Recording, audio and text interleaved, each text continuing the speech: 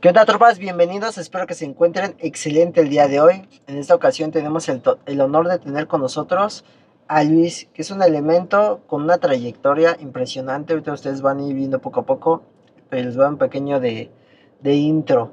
Él estuvo en las Fuerzas Armadas, en el Ejército Mexicano, como soldado de sanidad y actualmente es paramédico. Hermano, ¿cómo estás? Mucho gusto. Bienvenido, gracias por subirte a la nave. No, gracias a ti por invitarme. Es un honor tenerte aquí conmigo. ¿Cómo te encuentras? Bien, todo bien. Ahorita apenas saliendo de guardia, así que pues todavía fresquecitos. Desmontando de servicio. Desmontando, exactamente. Así es esto. Estamos acostumbrados a desmontar de servicio y seguir haciendo cosas, ¿no? Sí, todavía continuarla. ¿Cómo empezó? ¿Dónde empezó tu gusto por tu profesión? O sea, de chiquito tú decías quiero ser paramédico. ¿Cómo surgió todo esto en tu vida? Es que es bastante curioso porque yo desde niño lo que quería hacer era policía o militar. Cuando me tocó hacer mi servicio militar a los 18 años, yo estaba muy entrado en el orden cerrado, marchar, cosas por el estilo en ese momento. Y pues me tocó que en ese entonces, a la par que estaba haciendo mi servicio militar, yo estaba estudiando la preparatoria. Y en la preparatoria me tocó ver que había unos chavos que estaban marchando con uniforme y me llamó la atención. Yo dije, ¿qué están haciendo? Ya cuando veo que empieza la mamuquiza y todo, dije, esto es lo mío también. O sea, lejos de espantarte dijiste como que me late. Sí, me late. Que es lo que a muchos los espanta, como que, no, ya no quiero, ¿no? Sí, sí, como yo ya venía del servicio militar y tenía también el interés por lo militarizado, yo dije, pues voy a ver qué es y voy a ver si me integro. Ya que les pregunto a los instructores y me dicen, no, pues es la carrera de paramédico. Y ahí fue cuando dije, ¿puedo entrar? Dijeron, va, puedes entrar. ¿Pero en dónde fue eso? En el Colegio de Ciencias y Humanidades de Oriente, es parte de la UNAM. Ah, ok. Sí. Pensé que era una empresa o así privado o algo. No, es una carrera dentro de el bachillerato de la UNAM. Órale. Sí. O sea que muchos jóvenes, si quisieran ser paramédicos desde temprana edad, pueden irse preparando y estudiando. Sí. Hay algunas escuelas que lo ofrecen desde temprana edad, pero obviamente empiezas sus prácticas a partir de los 18 por los riesgos que conlleva ir en una ambulancia, los servicios, todo esto y también las circunstancias que se van viendo en cada servicio. Hay servicios que son muy fuertes. Y entonces tú ya eras paramédico antes de entrar al ejército. Ya lo era, así es. ¿Y eso influyó en que tú quisieras pertenecer al servicio de sanidad? De ¿Fue hecho, donde encontraste vacante? fue donde encontré vacante, pero fue muy como que cayó como anillo al dedo, porque yo estaba buscando vacantes y fue cuando me dijeron, ¿qué crees? Nada más tenemos de sanidad, ¿te la avientas? No sabían que yo era paramédico. Y yo pues obviamente dije, obviamente voy a aceptar. Sí, Es lo mío. De aquí soy. De aquí soy, exactamente. O sea, no sé si es suerte o destino, pero por algo tenían que pasar las cosas, ¿no? Sí, ahí tenía que haber caído en sanidad. ¿Y qué tal cuando entras a sanidad y te vas después de tu... ¿Qué hiciste, casi o casier? Fue casi. Después de tu casi, te fuiste a tomar tu segundo nivel ya especializado como sanidad, ¿no? No, porque el segundo nivel para sanidad ya tiene bastante tiempo que ya no lo dan. Ya, bueno, ahí va uno aprendiendo sobre la marcha. Ya sé que lo manden comisionado al hospital. Ya. O sea, no los mandan a tomar un curso de formación. De formación como tal, no. Obligatorio, no. Está la opción de tomar algunos cursos como el MTM, que es Medicina Táctica Militar, que lo toman en Temamatla. Está la opción de tomar cursos en el Hospital Central Militar, pero esos son más enfocados en lo que es cosas intrahospitalarias.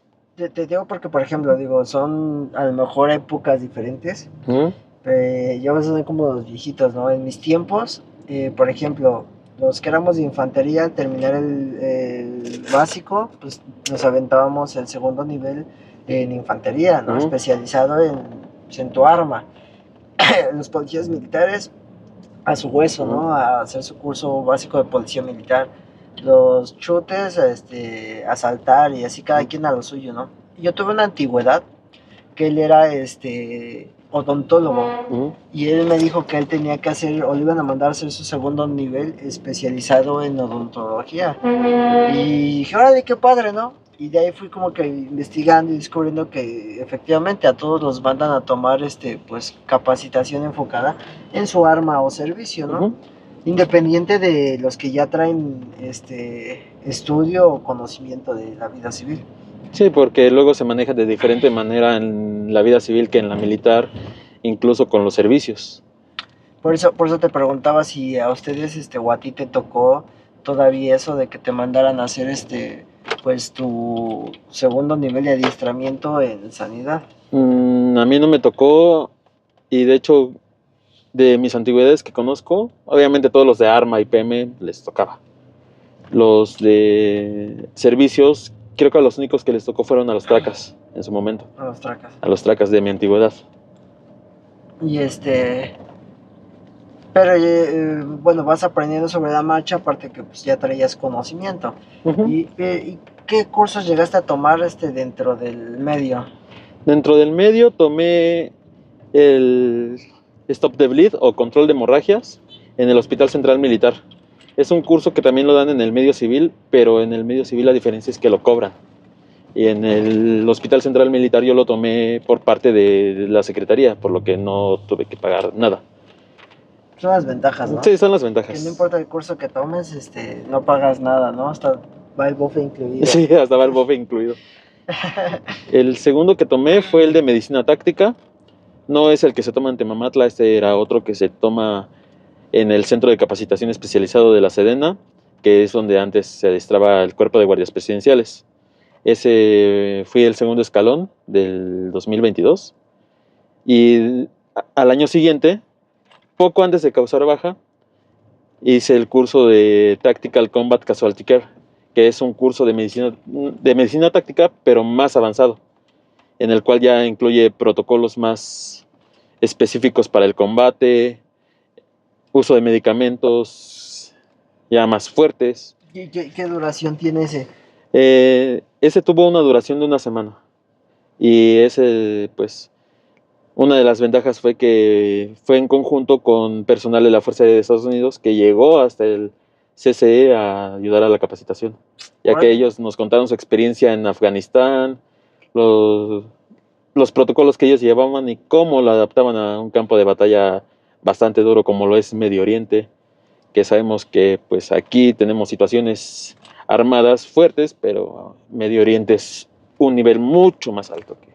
Sí, porque pues allá el terrorismo, todo ese rollo. Sí, milicias más organizadas, más armadas, son cosas muchísimo más fuertes.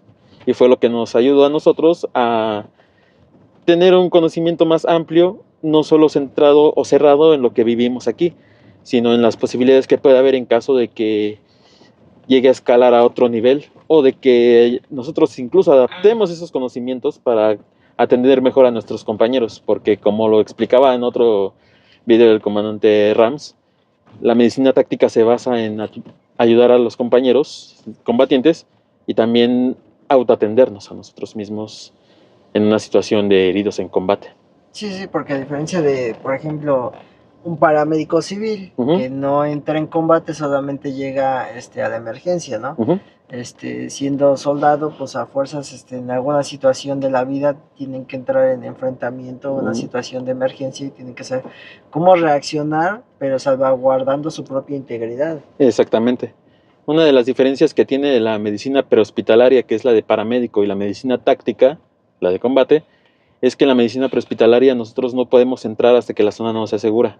Si es una situación que involucra heridos por armas de fuego, no podemos entrar hasta que la policía haya asegurado la zona, de que estemos completamente con la certeza de que no nos va a pasar nada. Que están a salvo. Exactamente. En el caso de un accidente vehicular o un incendio, no podemos entrar hasta que hayan asegurado tanto policías como bomberos que nosotros podamos laborar bien, porque si no nos convertimos en otro paciente más y es más complicado. Aparte que no van armados, ¿no? Exactamente, no vamos armados, solo vamos con nuestros conocimientos y con el apoyo de los recursos adicionales, como son seguridad pública, vulcanos, etcétera. Y en la medicina táctica, pues no es como que esperemos a que la zona sea segura. Nosotros tenemos que darnos nuestra propia seguridad con el arma, con las coberturas, todo lo que conlleva una situación de combate, todo eso está adentrado, aparte del conocimiento en medicina que tenemos. Y incluyendo el casi, ¿Mm? ¿cuál fue tu curso que más difícil, que se te haya complicado más, que te dijiste, no más, esto está cabrón?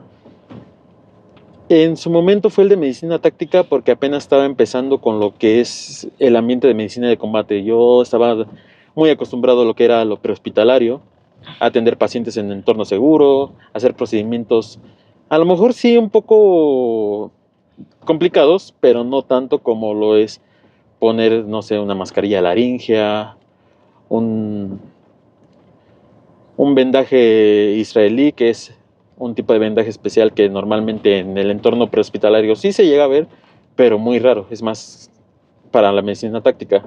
Y sobre todo el entorno, cambia muchísimo el entorno de atención. No es lo mismo tener un herido en una calle, pero que sepa uno, tanto que está seguro porque policía ya abanderó, y también que tiene uno el material a la mano, la camilla, la ambulancia ahí cerca, a diferencia de lo que es en un entorno de combate que uno tiene que cargar a su paciente de maneras improvisadas. Normalmente existen camillas de combate, pero siendo sinceros, no en todas las unidades se tiene. Hay técnicas, bueno, yo lo veía con los de sanidad, de que entre pues, los de sanidad ellos eran como que la camilla, ¿no? Exactamente. Creo que entre 4 lo levantaban al herido Uh-huh. y se lo montaban y lo sacaban, pero hacían los movimientos así paso a paso, así de 1, 2, 3 y todos los movimientos, pero perfectos para que todos lo movieran de manera simultánea y subiera parejito, Uh-huh. hasta que ya lo tenían en el hombro y lo extraían. En caso de que lo tuvieran que como que mover parejito, ¿no? Plano. Uh-huh. Sí, exactamente. Y eso también del que vaya secuenciado, de que todos los movimientos tengan que ser al mismo tiempo, también tiene su razón de ser. Por ejemplo, si el paciente tiene sospechas de que tiene una lesión en el cuello o en columna, no podemos hacer movimientos tan bruscos porque si no empeoraríamos la lesión. Si no quedan como yo. De hecho, hay posibilidades incluso de fallecimiento por lesiones cervicales. Sí, sí. Si el movimiento es muy brusco, se pueden romper las cervicales a tal grado de que ya no haya control de la respiración ni de otras funciones vitales, y eventualmente es una muerte casi segura. No manches. Sí. Y ¿te tocó ver o participar en una situación así dentro del ejército? ¿O nunca te tocó así una situación así fuerte de emergencia? Pues al estar en una unidad que no era como tal al 100 operativa, pues no me tocó estar en situaciones de ese tipo, pero sí tenía que estar uno preparado. ¿Por qué? Porque seguía siendo a final de cuentas ejército. Uno tenía que salir a los servicios como escolta, como guardia en prevención. Nunca estamos exentos, ¿no? Y te digo porque hay gente, conozco sargentos, por ejemplo, que se han ido de retiro con 27 años de servicio perteneciendo a unidades operativas y jamás en sus 27 años tuvieron un enfrentamiento o algo, ¿no? Pues, también es lo que digo a los chavos, no quiere decir que porque entres a artillería o infantería o inclusive a fuerzas especiales, quiere decir que vas a estar todos los días combatiendo, ¿no? Eso pues tampoco es como que sea el pan de cada día. Exactamente, y hay veces en las que uno está en una unidad de las que le llaman banqueteras y por azares del destino les toca una situación de enfrentamiento, cosa que pues normalmente uno no está acostumbrado a ver como tal, y menos mentalizado si dice, yo soy de una unidad X, yo no salgo a enfrentamientos, pero aún así uno tiene que estar listo para cualquier eventualidad, por eso tenemos el adiestramiento inicial todos. Así es. ¿Y qué fue lo que más te gustó de estar en el ejército mexicano? Una de las cosas fue la disciplina que se llevaba dentro de, porque fue algo que me ha estado ayudando tanto en el entorno militar como en el entorno civil, ya al trabajar obviamente de paramédico. Otra de las cosas fue también la capacidad de irme adiestrando en el área de la que pertenezco. O sea que tuviste la oportunidad de tomar buenos cursos. Exactamente. Y las experiencias que fui teniendo ahí dentro. También el hecho de que haya aprendido eso, pues me ayuda no solo en el trabajo, sino en la vida cotidiana. ¿Qué fue lo que no te gustó del ejército? Una de las cosas que no me gustaron es que muchos mandos, desde clases hasta más arriba, seguían siendo de mente muy cerrada. De que si dicen esto es cuadrado, tiene que ser cuadrado. Si esto es redondo, tiene que ser redondo. Y pues eso siento que no beneficiaba mucho tanto la operatividad como el día a día dentro de las unidades. ¿Por qué? Porque hay veces que, por ejemplo, yo que entré como paramédico y haciendo sanidad, yo ya traía conocimientos de cómo hacer las cosas. Pero hay algunos que te dicen, no, es que yo lo aprendí de esta manera, se va a hacer de esta manera. Yo lo aprendí de esta otra y se va a hacer de esta otra. Y pues no me gustaba eso porque a final de cuentas el beneficiado o el perjudicado era el propio paciente.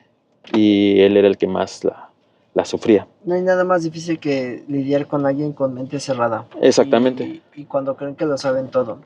Y eso pues, lo he escuchado de varias personas sabias, que inclusive, por ejemplo, te dicen, vas a ir a un lugar a tomar curso, ve con el vaso vacío. Porque si tú vas sobrado, o sea, llevas tu vaso lleno, no va a haber nada que le pueda entrar. Exactamente. Entonces, si tú vacías tu vaso, llegas con humildad, va a haber un chingo que le puede entrar. Y aunque tú sepas un chingo, en ese curso, en esa capacitación, o simplemente convivir o trabajar con personas con una amplia experiencia, va a haber algo que vas a aprender. Sí, porque... Entonces, si tú vas con tu ego de yo ya me lo sé, las cosas son como yo digo, es que a mí me enseñaron así, y es que las cosas son como yo digo y tú estás mal, ya no te abres a aprender nada. Entonces ese es un error muy típico dentro de muchas instituciones, no más dentro del ejército, en un chico de instituciones, sí, inclusive me imagino que alguno ha de confirmar en comentarios, en los trabajos civiles, así sea una fábrica, no falta el montacarguista o alguien que no, esto se hace así, porque siempre los va a haber. Aquí pues nosotros tratar de aprender a lidiar con ellos y pues nosotros tener humildad por más que uno no sepa un chingo, ¿no? Sí, es sobre todo eso, porque si uno se cierra, se va a quedar en un bucle eterno de que siempre va a hacer lo que yo haga, lo que yo diga, y obviamente tanto no va a poder salir adelante como también va a ser perjudicial en su día a día. Y aparte, otra de las cosas es que no me gustaba que fueran así, no solo porque dijera, no, es que yo sé más, sino porque en este entorno de la medicina prehospitalaria, medicina táctica, se va actualizando todo, va habiendo cambios. Y si ellos se quedan con lo mismo, pues, como dije, el perjudicado va a ser el paciente, porque hay procedimientos que se ha comprobado que no sirven, que ya no son útiles, que hasta pueden hacer mucho más daño al paciente de lo que lo benefician.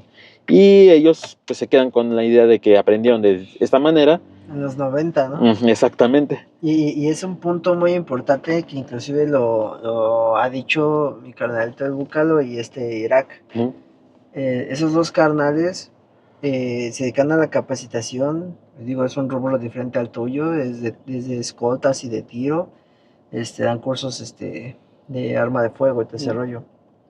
Pero ellos mismos lo dicen, todo el tiempo se están actualizando, porque obviamente las técnicas, procedimientos, todo siempre va cambiando y ellos tienen que seguirse actualizando para seguir dando capacitaciones con conocimientos fresquecitos. Por eso es que son galardonados nacionales en adiestramiento, bueno, en seguridad y todo ese rollo. Entonces es un punto muy importante, pero pues no puedes hacer cambiar a un sargentosaurio de que lo que él aprendió en los 90 ya no está vigente, pues, ¿no? Exactamente, y sobre todo porque los tiempos cambian en todo. Entonces, ese tipo de cosas me imagino que fue lo que te fue diciendo, voy baja, ¿no? Una de tantas cosas. Otra fue ¿Cuánto tiempo estuviste ahí? 5 años. 5 años. Sí, estuve 5 años. Y la otra fue lo que me platicaste, ¿no? Del curso básico de fuerzas especiales, ¿no? Exactamente. ¿Cómo fue ese procedimiento? Pues una de las Ese cosas, proceso, más bien. una de las cosas por las que yo quería entrar al ejército, aparte de que era un deseo que tenía desde la infancia, era pertenecer al cuerpo de fuerzas especiales. Yo los veía en los desfiles y me impresionaba, la verdad. Yo dije, yo quiero ser fuerzas especiales. Y aparte, algo que me inculcó en su momento mi papá fue que me dijo, si tú vas a hacer algo, sé el mejor. Vete a lo mejor, no te quedes nada más en una sola cosa. Y pues yo dije, fuerzas especiales es lo más alto dentro del ejército, así que pues me voy a ir ahí.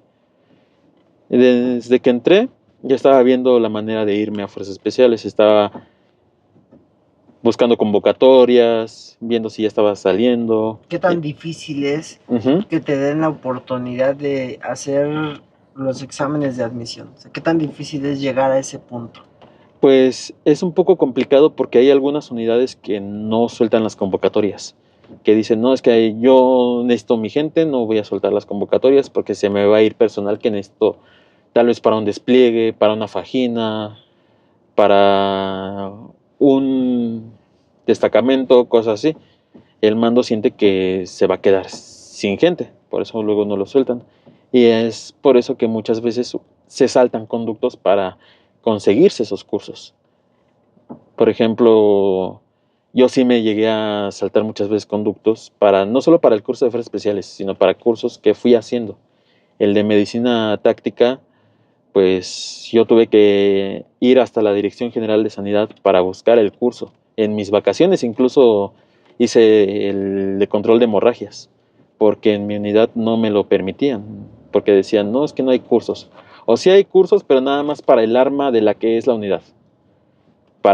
Porque para ellos les beneficiaba, porque era para engrosar las filas de las especialidades que tenía el arma. Pero esa está feo, está difícil que te estén poniendo el pie. Uh-huh. Y al final lograste pasar los exámenes, ir a hacer los exámenes para el curso básico de fuerzas especiales. Sí, los exámenes sí los logré pasar. El físico, el médico, el psicológico, todos los que conllevaban, incluso el salto de decisión, que fue donde muchos se quedaban paralizados del miedo incluso. Luego hasta los mismos instructores tenían que hacerlos para atrás porque no dejaban agilizar el proceso. Pero tuve una complicación médica ya en una etapa ya un poquito más adentrada del curso que no me permitió continuar en ese momento. ¿Y podemos saber qué fue lo que te pasó? Fue una baja de glucosa, que es azúcar en la sangre, por las mismas actividades del curso y por... ¿Estabas en la fase 0 o...? Ya un poquito más adentrado. Sí, pero aún así, pues, es algo que se queda, digamos, como que se acumula, pues, sumado al ejercicio que se hace y al hecho de que, pues, por metabolismo, yo siempre he sido de que necesito comer mucho.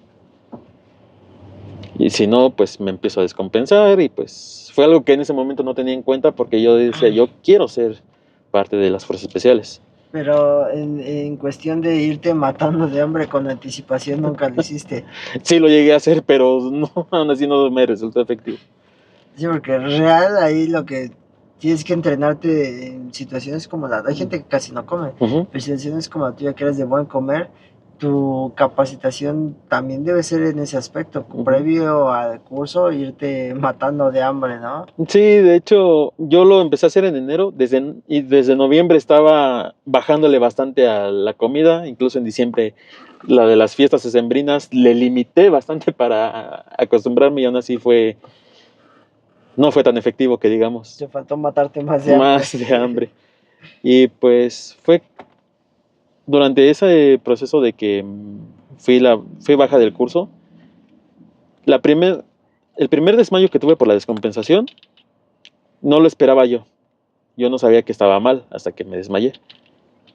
Y pues ya fue que me llevaron a la escuadra de sanidad y pensaron que era una deshidratación. Me pusieron suero y pues fue cuando el coordinador del curso dijo, si sigues así, vamos a tener que considerarte dar baja médica. Es más, desde ahorita ya estás en la mira. Y yo pues le estaba diciendo, no, pues que deme otro chance, yo quiero continuar la verdad. Porque hay muchos que ya se bajaban por su propia voluntad, que ya no querían, que decían, no, yo ya no sigo. Y yo era, Me quiero quedar. me quiero quedar. Pero ya hasta que me reconoció bien y dijo, oye, tú fuiste el que ayudó a tu compañero que tuvo un incidente con su cuchillo, ¿verdad? Porque cuando estábamos preparando las fornituras para ponerle la, los nudos, quitándole las piezas metálicas, tuvo un incidente con su cuchillo y pues yo como tenía todo mi equipo de sanidad, pues lo ayudé. Y le dije, sí, yo soy el que ayudó al compañero. Me dijo, sale, te puedes quedar todavía. Pero a la segunda descompensación fue cuando dijeron esto no es deshidratación. Revisaron mi glucosa, estaba muy baja. Y ahí fue cuando dijeron, ¿sabes qué? Sí es inevitable que seas baja médica. ¿Por qué? Porque puede que tengas un problema mucho mayor que no sabemos qué es. Y además en las fases siguientes viene muchísimo más pesado. Ya era cuando íbamos a subir a San Rafael también. Y dicen, ¿sabes qué? Ahí la evacuación son mínimo 2 horas. Y con tu problema, si llegas a tener una descompensación mayor sumada al mal de montaña, y le pegaron también. Nomás le metieron un fregadacísimo. Sí, hasta eso afortunadamente no se vio que había lesionados. Si no te va a decir, ay, va un paramédico que se baja a ayudarlos. Sí, porque luego sí pasa, ven el uniforme y dicen, ah, tú ayúdanos. Sí. Y pues uno tiene que ayudar. Y luego, hermano. Cuando me dice, no, pues si tú tienes una descompensación mayor sumada al mal de montaña y el esfuerzo que hiciste al subir, tu tiempo de evacuación al centro hospitalario más cercano tiene que ser de 15 a 20 minutos para evitar que mueras o que tengas un daño cerebral permanente. No más. Y con 2 horas que tardemos en bajarte, Ya no la fuiste. vas a librar. Yo la verdad sí me bajoneé bastante cuando me dijeron, ya es inevitable tu baja médica, fírmala y pues regrésate a tu unidad.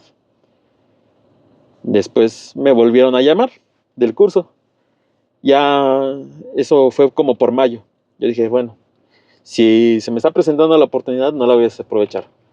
Ya cuando estaba a punto de hacer otra vez el examen médico, me reconoce el médico de la escuadra de sanidad del CAFE.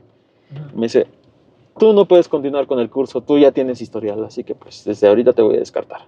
No más. Sí, y ahí fue cuando dije, entonces pues, esta era mi última tirada. Pues ya meto mi baja de la institución. No fue solo por el curso, fue por una infinidad de razones que también fueron aconteciendo. Como cuando se te junta todo, ¿no? Sí, se juntó todo y fue una bomba. A mí sí me pasó. Se me juntaron pedos dentro de mi unidad, pedos en la calle, pedos con la familia, pedos por todos, que dije, ya, vámonos. Sí, ya cuando se junta todo ya es inevitable que... Bueno, ya no es viable continuar. ¿Y qué tan fácil o difícil fue para ti decir adiós? O sea, renunciar al ejército, decir, cierro este ciclo, aquí se termina mi historia dentro del ejército y vámonos a la vida civil nuevamente. Pues tuvo su grado de complejidad, sí, porque yo ya estaba renunciando a un estilo de vida que, si bien no estaba como tal adentrado al 100 a pesar de estar 5 años, porque cada cosa iba cambiando con respecto de otra, cada curso, cada comisión iban siendo diferentes. No era lo mismo estar en mi unidad que estar en una comisión o que estar en un curso, pues sí era como de, estoy dejando lo que era el sueño de mi infancia.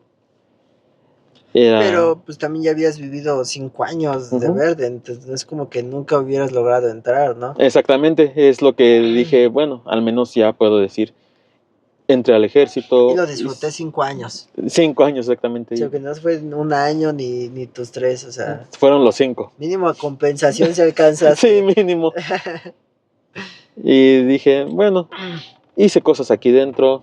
Tal vez no terminé el curso de fuerzas especiales, pero hice cursos que me ayudan para el entorno civil, mínimo para rellenar el currículum, para que vean que hay más preparación, que no sea como cuando salí de la carrera de paramédico, que era prácticamente como si fuera un reclutita saliendo de su casir. Y aparte cumplí otras cosas, por ejemplo, tuve mi primer desfile, bueno, mi único desfile, cosa que yo decía de niño, algún día voy a desfilar, me tocó desfilar, así que pues por esa parte dije, hice muchas cosas, así que pues no me puedo ir tan frustrado. No, estuvo súper bien, Ujú. hermano. ¿Y cómo te adentraste ahora como paramédico en la vida civil? O sea, ¿fue tu decisión de esto es lo mío y voy a buscar de lo mismo? ¿O te pasó por la mente llegar a buscar en alguna otra rama, por ejemplo, policial, ¿no? Porque muchos se van a la policía. Entonces, ¿cómo fue ese proceso ya que te cae el 20 y pisas la calle? De hecho era algo que me planteaba desde que dije voy a causar baja. Yo dije no quiero causar baja y quedarme mucho tiempo sin hacer nada porque he visto compañeros del ejército o policías que causan baja, se van de retiro y se decaen física y mentalmente porque no hacen algo que los mantenga activos. Y que los llene. Exactamente. Y yo dije, no, pues ya que tomé mi decisión de causar baja, al mismo tiempo voy a ver el procedimiento para entrar otra vez en algún lugar como paramédico. Y así le fui haciendo. Mientras estaba en mi trámite de baja, estaba haciendo exámenes para entrar en una dependencia de aquí en la Ciudad de México como paramédico, para que luego, causando baja, ya pase muy poco tiempo de que empiece a laborar. Está chingón. Aparte, Sí, como te decía hace rato, pues uh-huh. también la renta no se paga sola. ¿Sí Exactamente. o no? Y sí, porque sí decía, si no trabajo, se me van a juntar muchos gastos y pues al final va a ser muy complicado todo esto. Sí, porque es difícil de la noche a la mañana renunciar al ejército, salir a la calle con una mano por delante y una por detrás y no saber qué chingas vas a hacer, porque la mayoría, me incluyo, así nos pasó. Y luego en la calle ves que los sueldos pues son más bajitos. Digo, el Uh-huh. ejército no es como que ganes mucho, pero sí ganas un poquito menos acá afuera. Uh-huh. Entonces sí es como que dices, verga. Sí. A mí me llegó a pasar, güey. Yo me metí a la Policía del Estado de México y puta, ganaba bien poquito y dije, verga, habré hecho bien al haberme salido. O sea, son detallitos. ¿Y cómo te sientes actualmente en la vida civil, siendo paramédico, ambiente de trabajo, servicios, todo? O sea, ¿cómo te sientes como persona? Pues a diferencia de cómo era cuando recién salía de la carrera, es un mundo de diferencia, porque en ese entonces cuando yo estaba recién salidito de paramédico, era como de llega un servicio y ya no sé qué hacer, me pasmo, o la adrenalina es tanta que ya desde que empieza a sonar la sirena para irnos a la emergencia empiezo con el nerviosismo y ahora pues ha cambiado mucho. Los conocimientos también han influido bastante.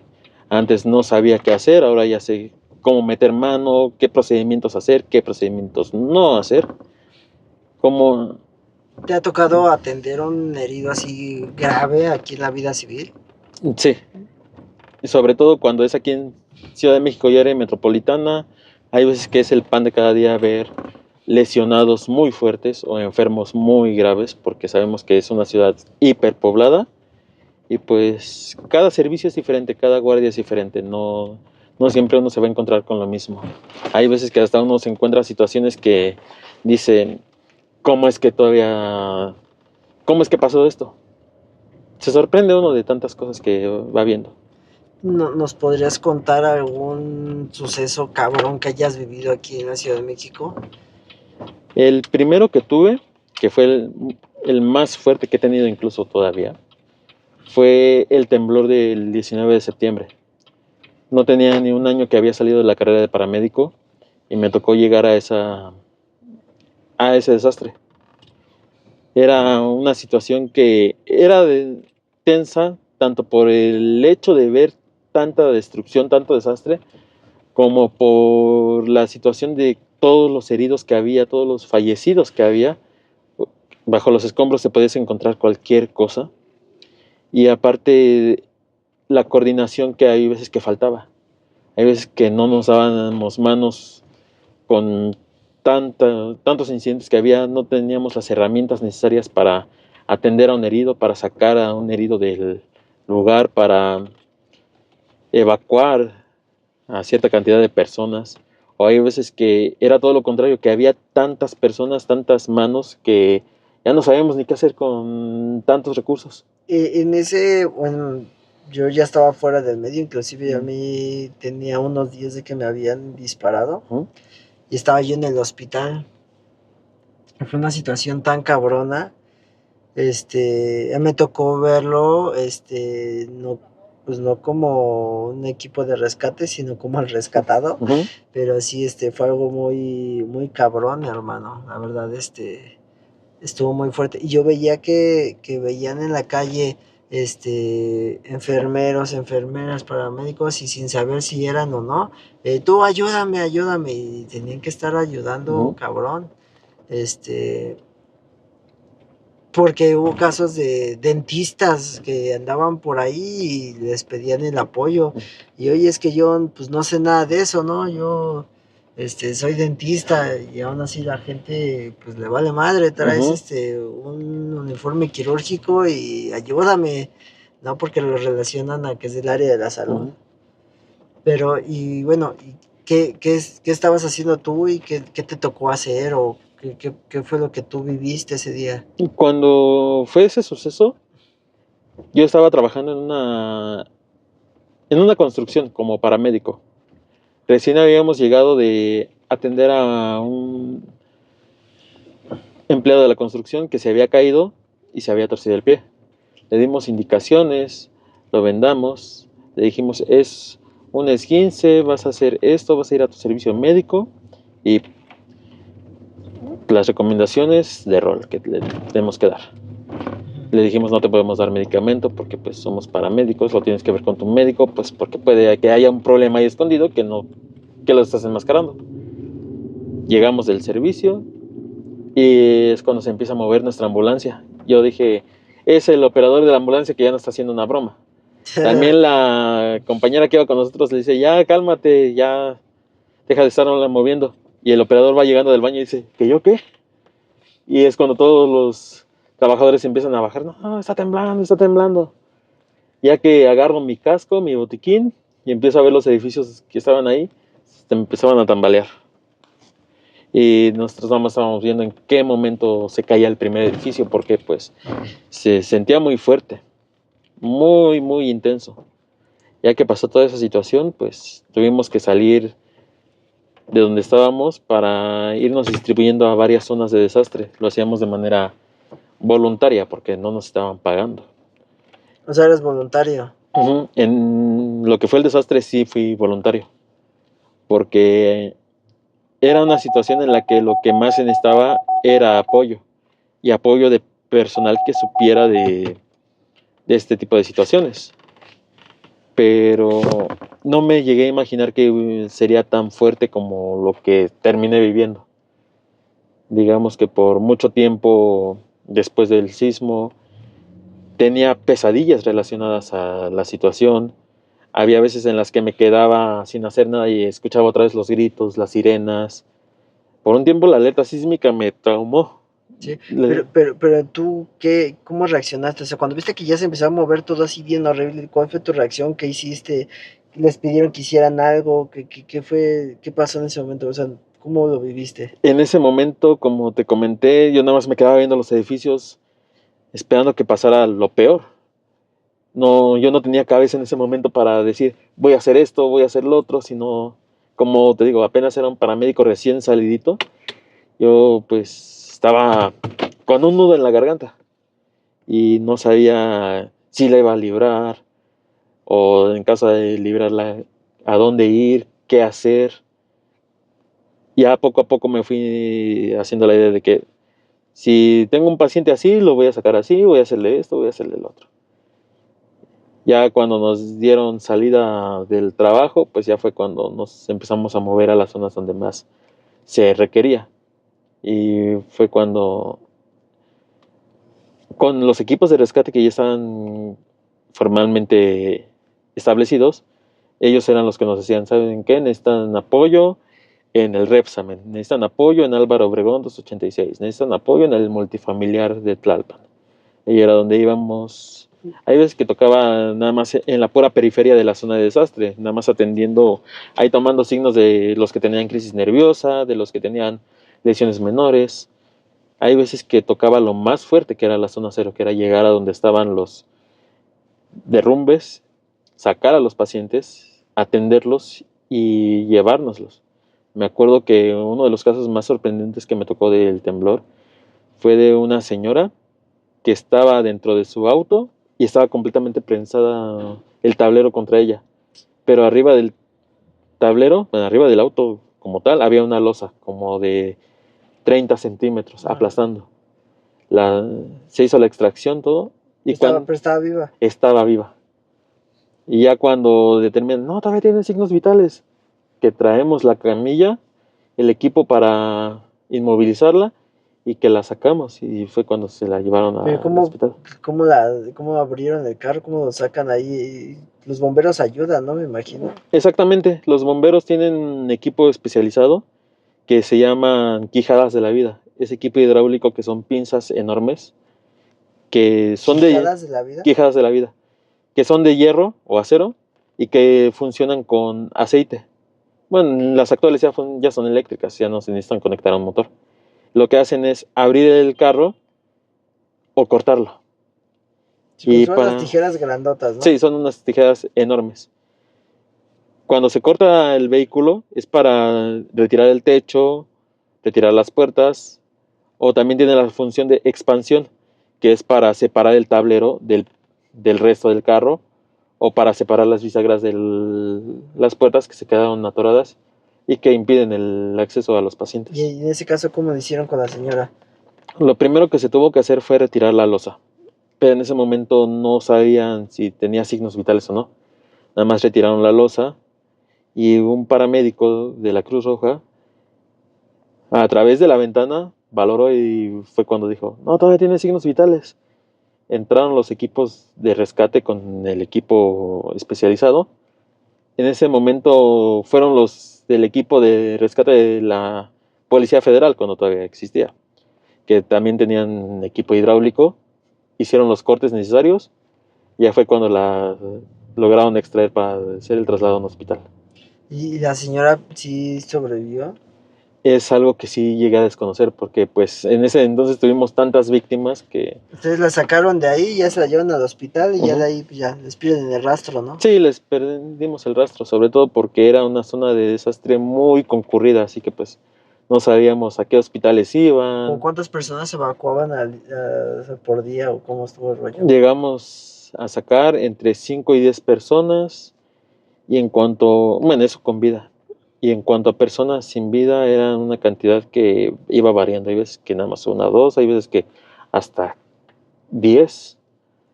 Y eso te lo puedo decir de 7 días que estábamos laborando. Y bueno, todo eso psicológicamente, ¿qué tanto te afectó? Me afectó bastante.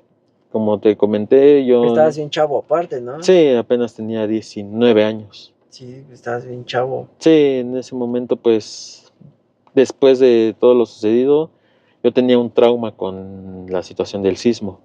Como te comenté, llegaba a escuchar los gritos de auxilio, los gritos otra vez del personal de rescate cuando decíamos silencio y levantábamos el puño, las sirenas, la propia alerta sísmica, todo se quedó como si fuera un trastorno de estrés postraumático. Me quedaba pasmado literalmente. No manches. ¿Y todo eso cómo lo has ido trabajando, sanando o superando? Pues en ese entonces, como no tenía como tal acceso a una terapia, lo único que tuve que hacer es enfrentar mi propio miedo. ¿De qué manera lo enfrenté? Yéndome a un curso de búsqueda y rescate en estructuras colapsadas, que tuvo dos finalidades. La primera fue estar preparado para cuando volviera a suceder una situación de este tipo, un desastre en el que se requiera buscar personas bajo los escombros. Y la segunda fue para yo mismo enfrentar ese miedo nuevamente, para enfrentar la situación, aunque fuera una simulación, pero enfrentarla, decir, ahora sí ya estoy preparado para esto, ya no tengo tanto ese miedo, ese trauma. Pues yo enfrenté el miedo de esa manera, bueno, el trauma de esa manera. Es como los que tienen miedo a las alturas que están en el medio militar, que su manera de enfrentar el miedo es tomando el cubapa. De esa manera yo hice lo mismo. Yo tenía ese trauma con el sismo, con ese tipo de desastres. Pues mi manera de enfrentarlo fue haciendo capacitación enfocada a ese tipo de situaciones. ¿Cómo es Es que tengo miedo, con todo y miedo hazlo. Exactamente. Enfrentas tus miedos. A mí me daban miedo las alturas. Y la primera vez que me subí a una aeronave, sí me dio miedo, pero aparte de por pena, por orgullo, por lo que tú quieras, traté como que de no demostrarlo por los compañeros, porque es que luego no Sí, faltan la ladilla, la entonces, ladilla. pero sí, no, sí estaba a dos de decir, ya me voy, pero no, o sea, es la mejor manera de superar los miedos, es enfrentarlos. Es como dicen, tengo miedo, sí, bueno, con todo el miedo hazlo, Sí, pero hazlo, aventársela, sí. enfréntate. Y eso te va a hacer más fuerte, te va a ayudar muchísimo psicológicamente, güey. Sí, porque ya, aparte, si vuelve a presentarse una situación que generó ese miedo, ya no se va a estar con ese pendiente, ya uno ya va a saber a lo que es, con lo que está lidiando enfrente. Después de todos los años que llevas enfocándote a lo mismo de ser paramédico, tanto antes del ejército, en el ejército y fuera, porque realmente ser soldado de sanidad es prácticamente lo mismo con otro nombre, ¿no? Sí, casi, casi. Este, después de todos estos años y de imagino que todo lo que vives aquí en la Ciudad de México, ya llevas un mejor control de emociones. Sí, ya no es lo mismo que O sea, cuando por ejemplo, empezaba. si, no sé, pasa algo y está alguien desangrándote, o sea, ya no entras en pánico, o sea, ya sabes cómo reaccionar. Sí, ya es saber reaccionar, pero siendo sinceros, hay algunas emociones que todavía se quedan. La diferencia es que uno ya sabe cómo controlarlas para que en ese momento no se quede uno paralizado y que no le afecte tanto, porque a final de cuentas, si uno se queda con ese, si uno demuestra ese miedo o esas emociones en el momento, no va a dar una buena atención, no se va a enfocar en el paciente y aparte al paciente le va a generar inseguridad, va a decir, No, y no. aparte, en minutos se te puede ir. Ujú. A nosotros nos pasó algo, tuvimos un enfrentamiento, güey. Y a un compañero, le entró un impacto en la cara. Pero hace cuenta que le entró por aquí y le salió por acá. No le agarró nada grave, pero sí le perforó el hueso, el huesito de aquí. Se hace cuenta que le entra el impacto y se empieza a desangrar de la cara, pero se veía muy aparatoso, o sea, realmente no sabes qué es lo que tiene porque empezó a botarle sangre así de la cara bien cabrón. Entonces un sargento primero de sanidad que tenía el de fuerzas especiales, tenía un chingo de cursos así, cabrón, pinche uniforme hasta la madre, pues. Entró así como que en shock así y no sabía cómo reaccionar y el capitán así de, no mames, Sí. sálvale la vida, ¿no?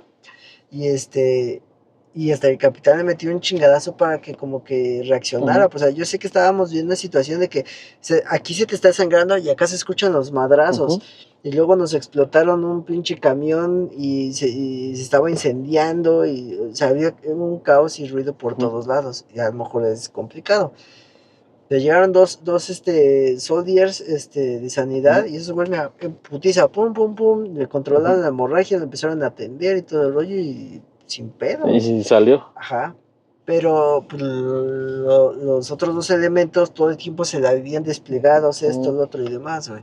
Y el sargento, pues viejón, a lo mejor pues ya había tenido una trayectoria antigua, o a lo mejor algo le habrá pasado en el pasado que tenía esas secuelas. La verdad se desconoce el por qué entró en una situación así.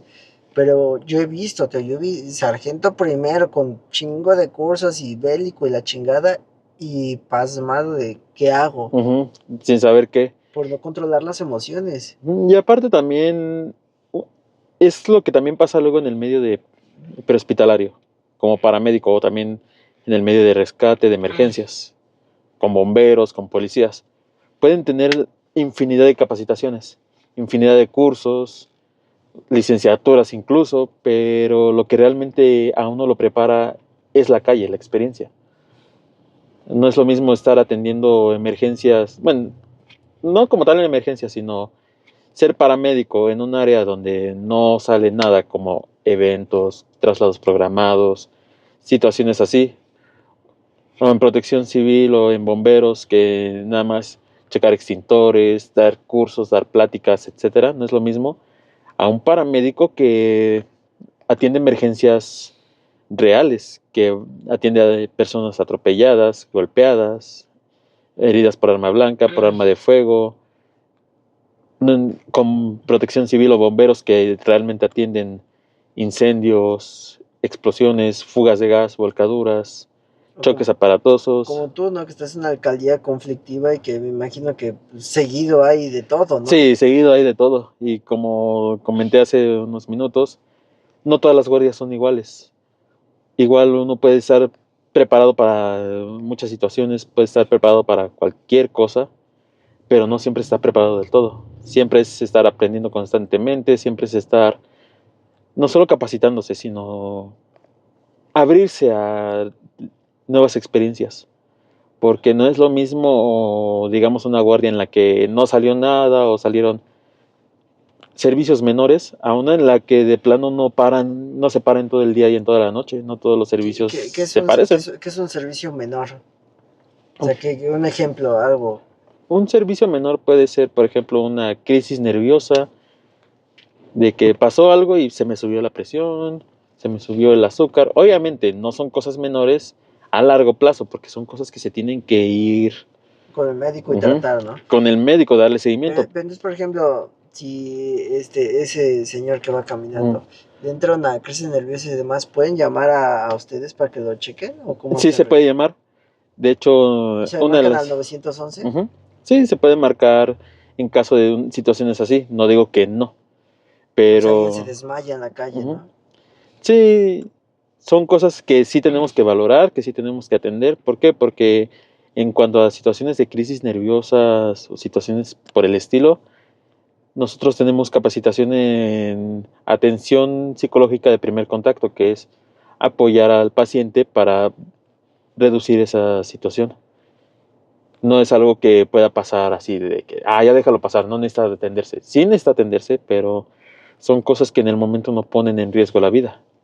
De hecho, en el entorno prehospitalario hay algo que se llama triage, que es la clasificación de pacientes conforme a su prioridad, que está el verde, que es paciente que puede tardar mucho tiempo en ser atendido y no va a sufrir alguna secuela, lesiones menores, enfermedades leves, cosas por el estilo. Amarillo, que son pacientes que sí necesitan una atención, que sí necesitan incluso hasta traslado al hospital, que no comprometen en el momento su vida, pero sí una función, por ejemplo, que se fracturó el brazo, que tuvo una lesión fuerte en una extremidad. Se descalabró. Que normalmente lo llamamos contusión craneal si es leve, si es más grave, traumatismo craneoencefálico. Bueno, para que la gente entienda. Sí, para que entienda que se descalabró. No son cosas que en el momento digas, tengo que trasladarlo inmediatamente porque su vida está en riesgo, pero sí una función, por ejemplo. Y por ejemplo, ustedes dicen, es que tengo un código amarillo, así es para que se entiendan, o como... decimos prioridad amarilla. Prioridad amarilla. O lo manejamos por números de la tercera, segunda o primera prioridad. ¿Y cuál es lo más cabrón? La roja, que son emergencias en las que está en riesgo la vida del paciente. Por ejemplo, heridos de bala, heridos por arma blanca, golpes en la cabeza muy fuertes como lo son los traumatismos craneoencefálicos, subidas o bajadas muy bruscas de glucosa, de azúcar en sangre, que se le sube por los cielos o que se le baja bastante porque están expuestos a situaciones como coma diabético, como una hiperglicemia no controlada, una subida de presión muy elevada que puede generar un accidente cerebrovascular, que es lo que comúnmente se le conoce como infarto cerebral o derrame cerebral. Son cosas que ponen en riesgo como tal la vida. No solo nos basamos en lesiones, sino también en padecimientos médicos que son muy fuertes. Y eso sí necesitan ser trasladados de inmediato, y en el hospital también se manejan por esos métodos. Bueno, por ese método de clasificación de pacientes. Por ejemplo, si llevamos un paciente con una pérdida considerable de sangre o con un evento vascular cerebral, que es el que comenté, pues pasan inmediatamente a un área que se llama cubículo de choque, que es a donde llegan los pacientes críticos dentro del área de urgencias. que necesitan en menos de 10 minutos recibir una atención para que su pronóstico de vida sea favorable. Está cabrón. Sí. Y por ejemplo, de este tipo de situaciones, ustedes también incurren en responsabilidades, porque si algo sale mal, se les fincan responsabilidades, ¿no? Sí, por eso nosotros tenemos que anotar todo lo que hacemos con el paciente, todos los procedimientos que hacemos. Así sea, ponerle un vendaje, Un RCP. un RCP, de lo más mínimo a lo más complejo tenemos que anotarlo. ¿Para qué? Para que quede constancia de lo que hacemos. Y cómo lo hacen, ¿no? Y de cómo lo hacemos. Y además, pues, el hecho de incluso meter mano ya es una responsabilidad, aunque se haya hecho lo más mínimo. Ya hay un dicho que pregona, el destino de la vida del paciente recae en las primeras manos que pusieron el vendaje. Porque si se da una buena atención... Si tú llegas tú y luego yo, el pedo es para ti. Para todos los que atendieron, pero... Principalmente para el primero. Sí, porque es el que no solo dio la primera atención, sino el que le da la información al resto del personal. El que sabe cómo pasaron las cosas o el que empezó a hacer las cosas. Porque si yo, por ejemplo, que llegué a atender a alguien primero, le hice un procedimiento y no lo saben los que lo trasladaron en la ambulancia o en el hospital, pues va a tener un diagnóstico erróneo y su probabilidad de recuperación va a ser muy diferente. No, está cabrón, hermano. Está muy cabrón. ¿Te gustaría hacer una parte 2? O sea, no sé, se me vienen muchas cosas a la cabeza, pero luego como que digo, es un tema muy amplio. Pero, ¿tú qué opinas si hacemos esta dinámica? Todas las dudas que la gente tenga relacionado a ese tipo de cosas, que nos las pongan aquí todas sus dudas y hacemos otro video respondiendo las dudas de todo ese rollo, porque es un tema muy amplio en la cual pues desconocemos muchas cosas, ¿no? Y que probablemente pues tú puedas pues compartirlo con nosotros y así nosotros saber, inclusive nosotros como afectados, como te digo, yo no sé si yo, no sé, me caigo y me lastimo, si puedo marcar a 911 y que alguien venga y me auxilie, o sea, yo no sé.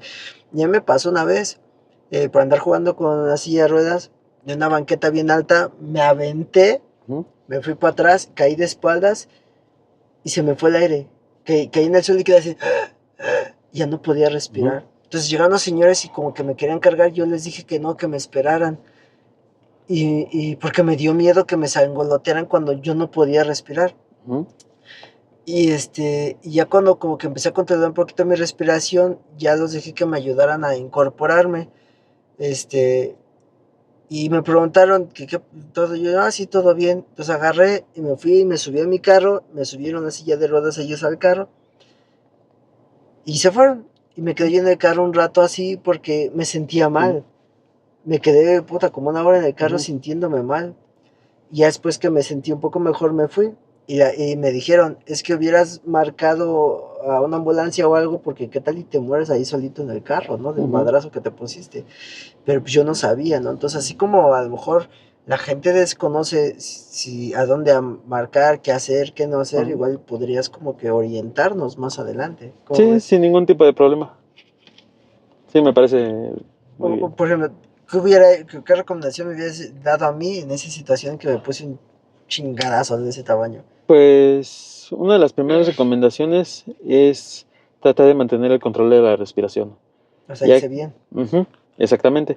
Porque luego lo que muchas personas hacen es que empiezan a respirar muy agitados. Se empiezan a lo que llamamos hiperventilar. Lo que hacen es que tienen respiraciones muy superficiales que le hacen así. Lo que va a hacer eso es que no oxigene bien su sangre y por ende su cerebro no reciba la cantidad de oxígeno adecuado. Y como están jalando aire así nada más hacia la garganta y no está llegando a los pulmones, pues obviamente va a generar un problema. Y aparte también hace que se alteren más, porque si ya tienen la situación encima, la que originó eso, y todavía empiezan a sentir las náuseas, el mareo, el dolor de cabeza por no estar oxigenando bien, pues obviamente va a ser una alteración mucho mayor, tanto de su estado de conciencia como del propio suceso que acaban de pasar. O sea que sí estuvo bien que sí, Ujú. y que me esperé a que me estabilizara, ¿no? Exactamente. Otra de las cosas es, como tal, sí activar el servicio de emergencia, porque podemos decir, no, pues es que es una crisis nerviosa, son cosas menores. Sí, pero hay cosas que pueden estar ocultas ahí.